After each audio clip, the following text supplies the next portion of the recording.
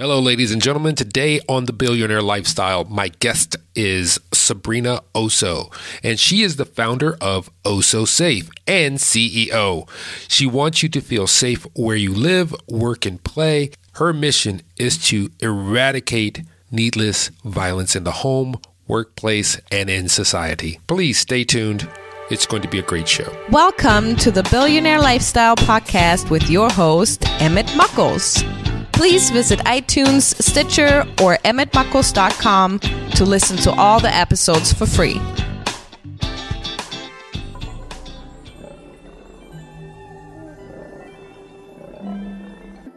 Hey, how you doing today, Sabrina? How's your life? Happy Saturday. Likewise.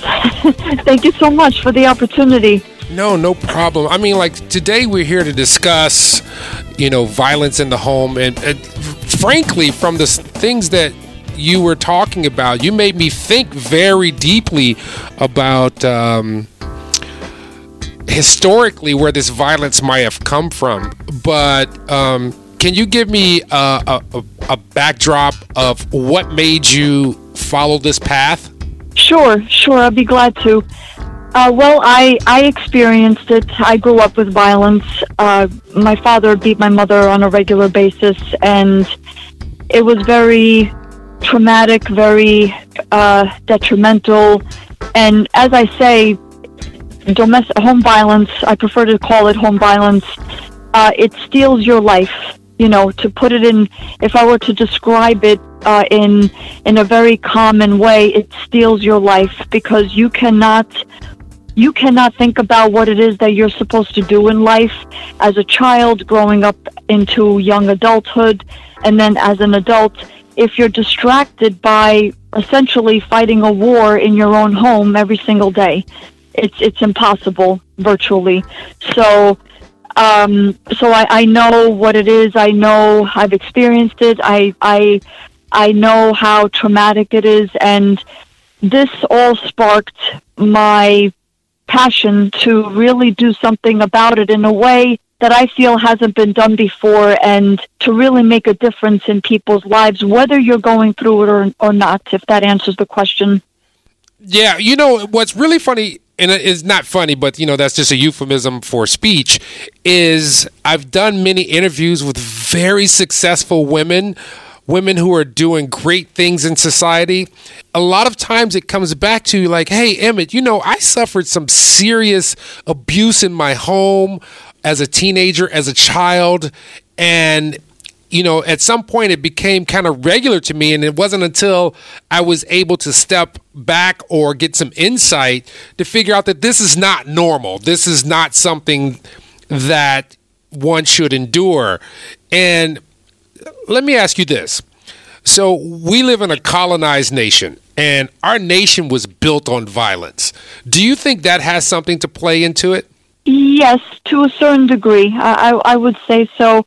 I actually took a course very recently at Rutgers University. They have a very strong home violence program, and they had said actually back in cave people times, men respected women. Men, because they knew, obviously, for natural reasons, women gave birth. And violence did not come into play until money started coming into the equation, which I found very interesting. It was very eye-opening for me. When money market came into the equation, if you trace it back in history, that's when violence started happening, and the, if you will, the productization of women, of girls, and it's very indoctrinated in our society. And I would say, yes, this goes back to very early times in our existence, but after cave people, like I said, that violence is a part of life, and you're not a man if you're not fighting. You have to dominate women and girls. And believe me, this is not to say that women are the only victims. As I say in my speaking engagements, seminars, or workshops, abuse is abuse. So it doesn't matter the hand of the gender. you suffer the same. Basically, you're suffering. If it's a male victim or a female victim, a child, abuse is abuse. So I would say yes, definitely the history of violence has something to do with it.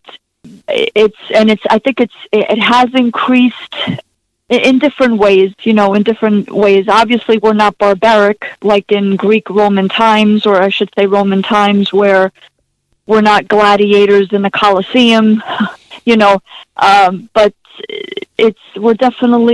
we are violent, unfortunately, and it's coming out in society as a whole.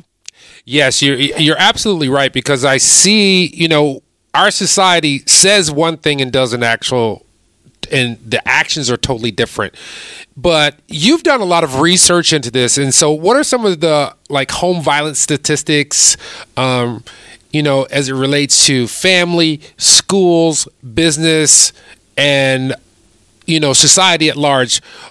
How does that play in? Has it risen? Is it dropping down? Does it reflect different times?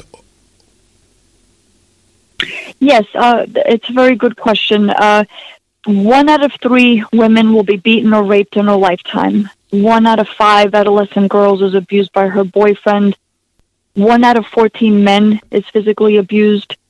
By the end of today, 4 women will be killed by their abusive partners, and most of them will be killed after they leave their abusers. So them leaving is not the answer.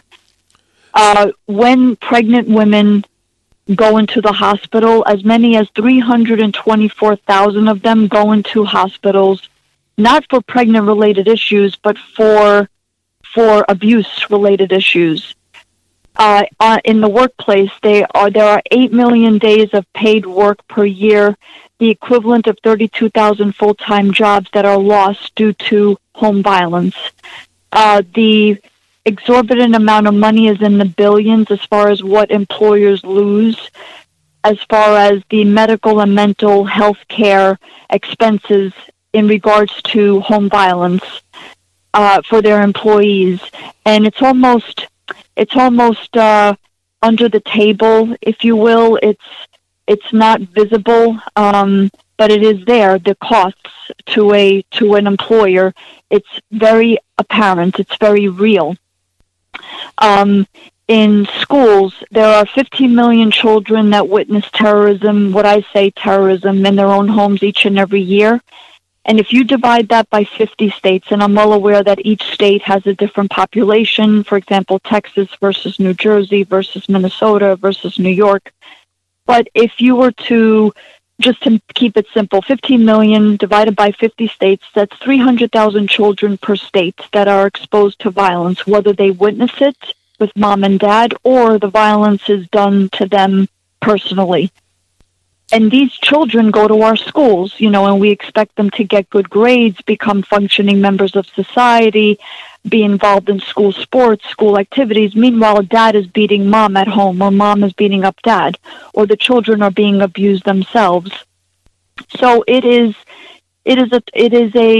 one has everything to do with the other. The statistics definitely, I don't want to say bleed, but they definitely influence one into the other.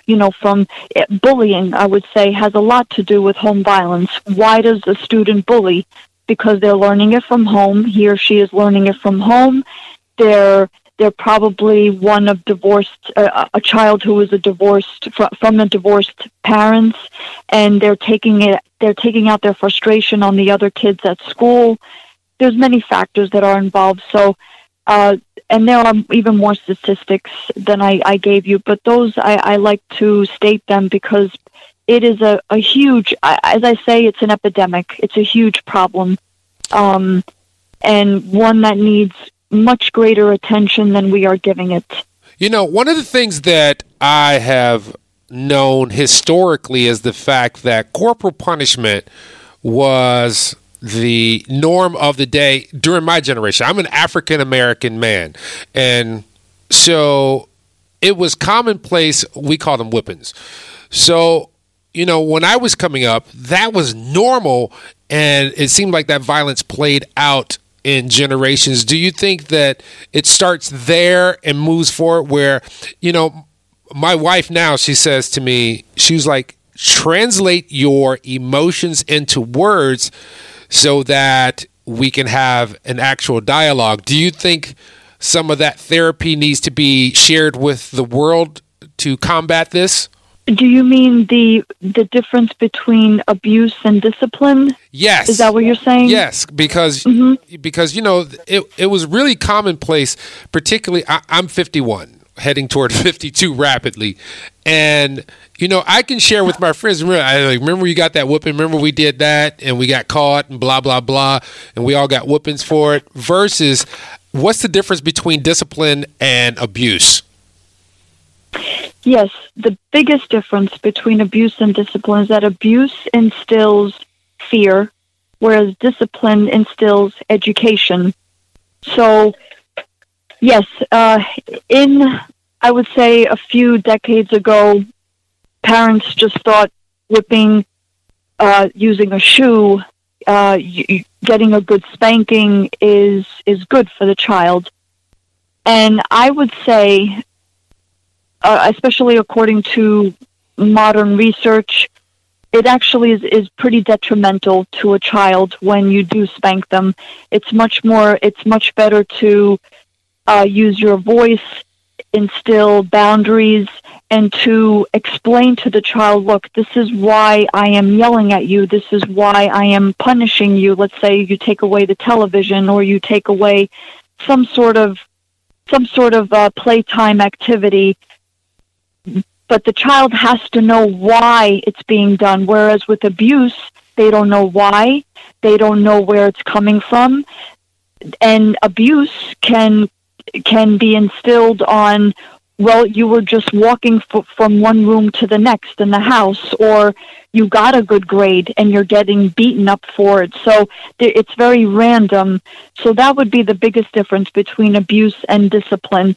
Discipline, the child knows that they're being educated, they're being taught something, they know, oh, well, first and foremost, my mother and father, or who, even if it's a single parent, I know that mom and dad love me, so this is discipline. Whereas abuse, it's very blurred, like, wait a minute, I thought love wasn't supposed to hurt, and here I am with black and blue marks, or cuts, or cigarette burns on my skin, or that sends a hugely different message than they're teaching me something versus I'm afraid of mom and dad. I'm afraid to do anything. So I hope I answered. It's a very good question. Yeah, it's a slippery slope as well, too. And, in recent times, because there's more than just physical abuse, because there's emotional abuse as well. In the recent months, particularly the recent weeks, we've seen a bunch of women coming out, saying, hey, there's a lot of sexual abuse, particularly in our entertainment industry, and people are coming forth. Do you think this is going to help the situation, or do you think we need to find out some kind of dialogue to make corrections? I think it's great that more and more people are coming out. I think it's very, very good. So that way people know, they're aware that, wow, this is a huge problem, more than I ever thought, more than anyone has ever thought. And I think that in order to begin to heal, in order to begin to make change, you have to break the silence. As I say, as long as the silence is there, then the abuser has tremendous power. So if you can break the silence, then you're breaking the cycle of violence. So I think it is fantastic that whether it be the entertainment industry, whether it be just the common workplace, whether it be in schools, whether it be landlords, tenants, yes, this is a huge problem, and it has affected our humanity in ways that we're seeing where shootings, more and more shootings are happening, more and more women are coming out. Yes, like the Me Too campaigns, with a producer, with a director, the Olympics. There are girls on the Olympic teams that have been saying, one reference was a doctor, and his name slipped my mind, where he was sexually assaulting some of the Olympic competitors, the girls and the gymnasts in particular. So I think this is very good. This actually puts the attention also more on the perpetrators, because I feel like publicly, social media, we put a lot of attention more on the victim. We need to put more attention on the perpetrators, So I think it's very, very good, and it needs to continue to happen. It needs to continue to come out.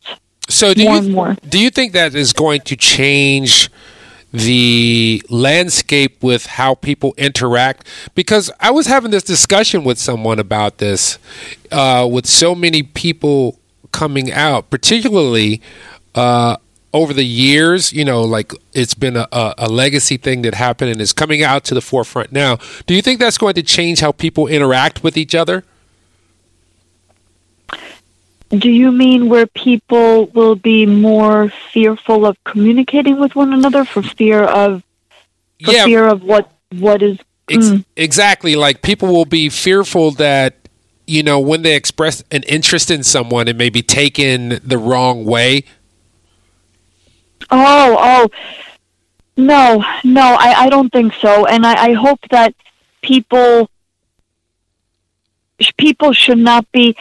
Abuse, sexual assault is very different than someone who finds another attractive and they're giving someone a compliment and they're asking them out, let's say, on a date, is very different than I want to attack you, or they're, then you're pinned down, you're on a date and you're pinned down. That is very different than, I think you're beautiful. I think you're very handsome. Let's go out to dinner. You look very nice tonight. So I don't think so. There are very distinct differences between assault, attacking, abuse. Then I like you. Let's go out. Let's take this to the next level. So I hope that people they're not apprehensive, to be themselves and if it's coming from a place of your heart, of a good place, then there's nothing wrong with that at all. Yeah. Not at all. There's a way to do things and there's a way not to do things. Yeah, and I'm glad you spoke on that from a female's perspective, because there, a lot of the guys who are really trying, who are sincere, and I've heard this recently, have kind of been hesitant. But thank you for that commentary. And I also wanted to know, in this modern age, what is wrong with what's being done to combat home violence? Excellent question. Well, I feel that very strongly that the way we teach there's several facets to it. The way we teach our boys from a very young age, right from stop crying like a girl, don't be like a girl, be a man up. All of that from a very young age is very detrimental to a boy, because we're teaching boys not to feel, not to show their emotions. Don't even pick up a doll. Meanwhile, boys eventually will become fathers. It's fine that they want to pick up a doll. It's fine that they want to interact with girls and talk to them and get to know them. Instead, we suppress that. We say, no, we are teaching them that to be female is to be weak, is to be insignificant, is to be less than.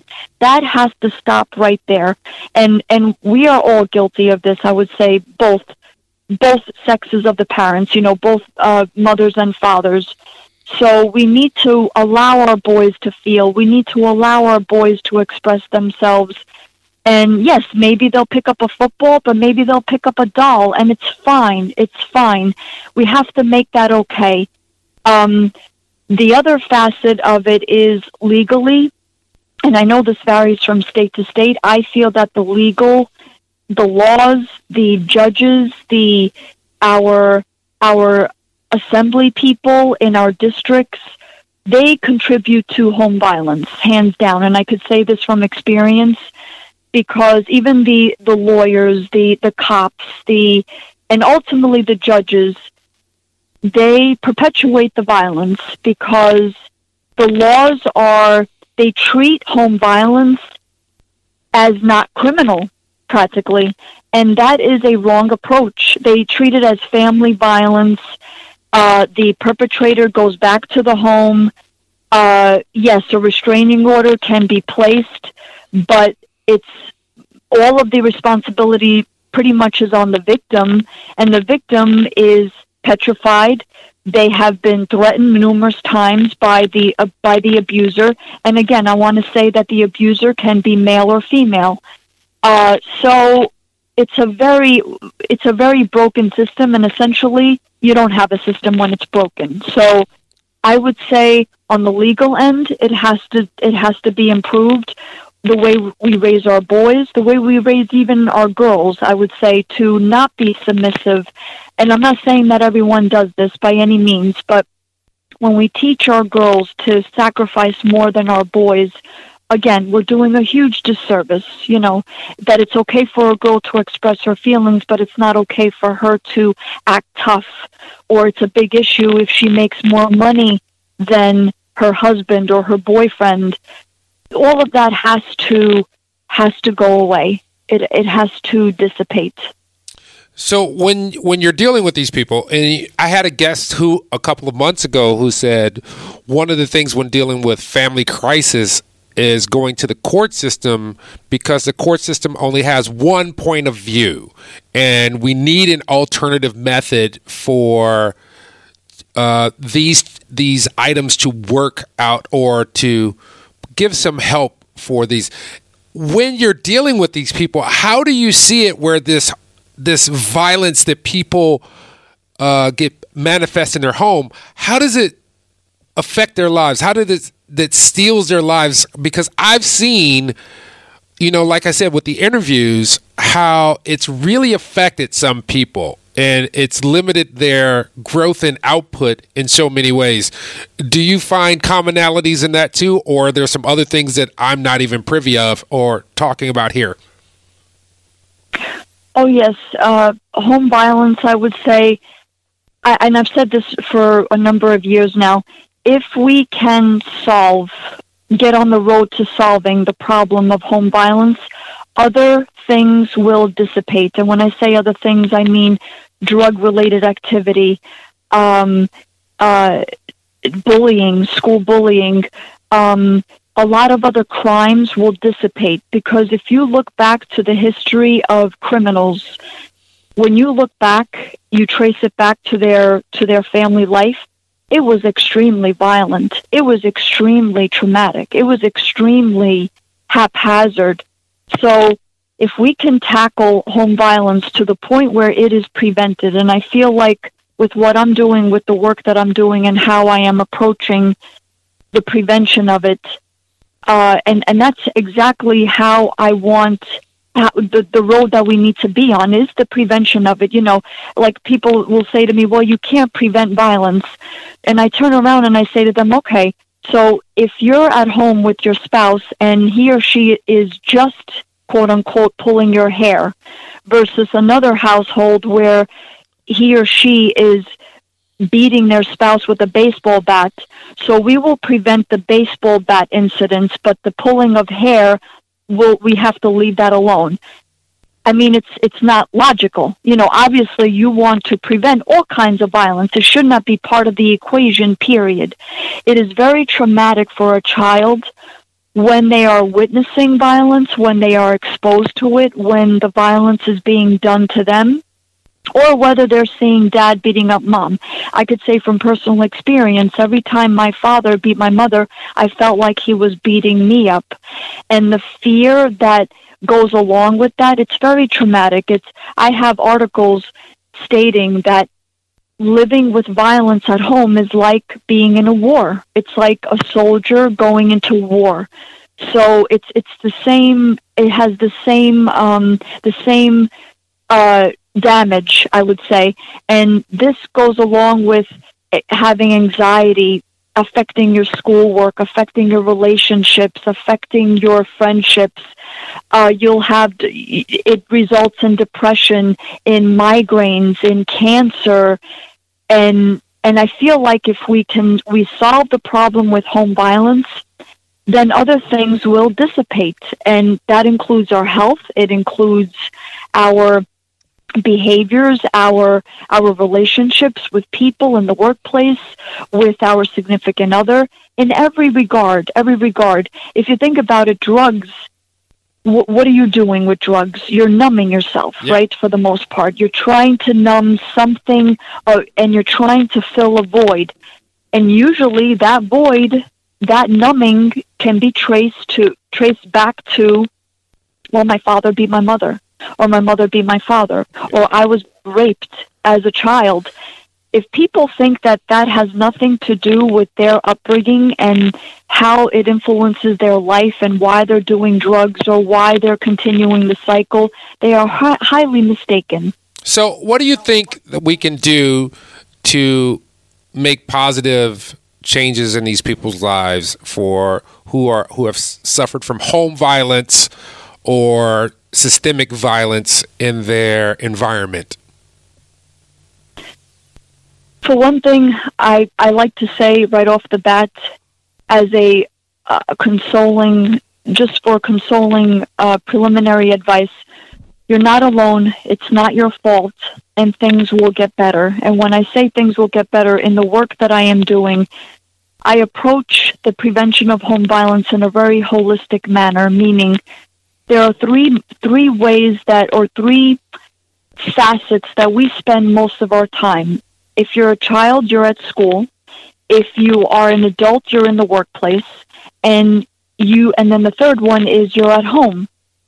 So I am tackling, if you will, all three facets, one reinforcing the other. We have to educate people, and this is what I'm doing with my business.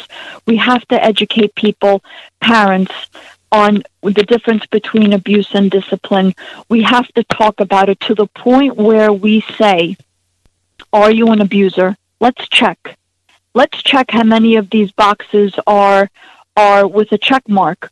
Do you yell? Do you scream? Do you impose physical harm onto your spouse? And really face up to that fact and say, okay, I am an abuser. I need to be educated. I need to get therapy. I need to stop. And that person needs to see that they are harming themselves and their whatever their family life is, whether it be with children, whether they're living with their spouse, whether they're living with their grandmother, their grandfather, their aunt, their uncle, whatever it is. And that goes both ways, as I say, like whether the abuser's male or female. We need to educate students in schools from a very young age not to repeat the cycle, that if dad is beating up mom or mom is beating up dad, your job is to not continue that cycle, that when you are of dating age, that you know the warning signs. For example, if you're with a potential boyfriend or girlfriend and he or she is isolating you from your friends, if he or she is isolating you from your family, if they're saying detrimental things like and excuse me for saying this, but we're talking very frankly here, if you're being referred to as a bitch, a slut, a whore, a tramp, a sleaze, a floozy, a bimbo, all of that are warning signs that you need to stay away and not date this person. So all of these components, I would say, in the workplace, to have this education point blank, there are people that are coming into work either late or doing poor work or not coming in at all because they have a violent relationship at home. That needs to be part of training. They have sales training, they have computer training, they have marketing training. Well, we need to have the prevention of home violence in the workplace training, which is what I do with Osso Safe. So if all three components are addressed, then we're on the road to home violence. Oh, and another big component is in real estate. if you think about it, all crimes that happen in some type of residence when it comes to home violence. Either it's a single family home or in a townhouse or in a co-op or in a multifamily dwelling. I have a package where I am introducing into the landlord-tenant community where I am saying, hire me. I will educate your tenants. I will educate both your new and existing tenants on facts, statistics, warning signs, the definitions of abuse. So that way we ensure a non-violent living environment. What are the pluses of that, Mr. or Miss Landlord? The pluses of that are that you will mitigate liability, you maintain property reputation, your vacancy rates will drop, your tenants will feel safe, and more people will want to live in your buildings that are Osso Safe certified. In other words, the property is home violence conscious, and so are your tenants. So that way, we have a zero tolerance policy for home violence in this building. And as I say, I give this example, you get along great with your significant other. You live in Unit A. However, across from you is Unit B, and you hear the kicking and the screaming and the yelling. There's violence going on there. What typically happens is that you leave. You're the one that vacates, but you're a good paying tenant. You're not violent. Why should you leave? What I'm proposing into the landlord-tenant community is that the abuser leaves and not come back. Not without boot camp training of making sure that that person is no longer violent. Otherwise, they cannot come back to the residence. That way, everyone is safe, everyone is educated, and in this manner, I think we will indeed get on the road to the prevention of home violence. Awesome. So where can people reach you and see your works? I know I've seen your YouTube channel. Do you have Facebook groups, email? Give it all to me. Okay. It's so great. My website is ossosafe.com. That's Osso, O-S-S-O, then the word safe, S-A-F-E.com. My email address is Sabrina, that's S-A-B-R-I-N-A, at ossosafe.com. I do have upcoming speaking engagements, seminars, or workshops that they'll find on the website. And, so that would be the two best ways. My email, my website. I do have Facebook, LinkedIn, Twitter, all under Sabrina Osso. Awesome. So I want to thank you so much for being on the Billionaire Lifestyle. And ladies and gentlemen, the Billionaire Lifestyle is not just, about the really, it is about getting in touch with yourself, but you also have to recognize when you can't get to that place. So this is part of the service that I give to you when I come across wonderful people like Sabrina, who is doing work to let people know that there is a way for you to grow and to become the best you that you can. So, like I said before, Sabrina, thank you so much for being on the Billionaire Lifestyle. Thank you so much. I greatly appreciate this opportunity. No problem. There's one thing that I always say at the end of the show. First of all, we have to treat each other as we want to be treated. And sometimes we're not really sure about that. But try to make someone feel just, like you're a just person. I mean, many of our religious doctrines say, treat the other person like you would want to be treated or better. So it starts in the home and it moves out from there. Remember, when you look in the mirror, that is a miracle. And it is a powerful entity that can spread love or it can spread hate. They are very much yin and yangs of each other, but love is so much more. So if you're loving and you're just, you can only do good things. Thank you for being on the show, Sabrina. And Thank you.